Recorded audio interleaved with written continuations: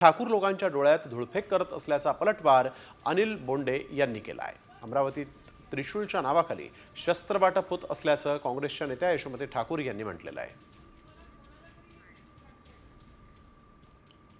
स्वतः home minister देवेंद्रजी असल्यानंतर असं अस्त्रांचं आणि शस्त्रांचं वाटप जर होत असेल आणि मोठ्या प्रमाणामध्ये त्याला जर धर्माचं नाव दिलं जात असेल तर हे बिलकुल लोकशाहीसाठी आणि येणाऱ्या आपल्या देशासाठी येणाऱ्या पिढ्यांसाठी हे बिलकुल घातक आहे।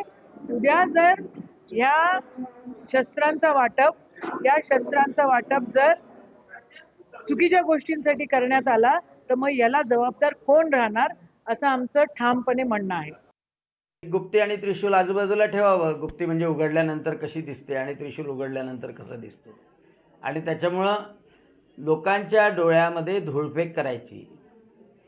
आणि स्वतः आता त्या काँग्रेसवाल्यांनी अनेकांना जन्मतारखेचं प्रमाणपत्र मिळवून दिलं, राहायसाठी बांगलादेशीयांना जागा मिळवून दिली, त्यांना व्यवसायासाठी मदत केली, त्यांना लपवण्यासाठी मदत केली।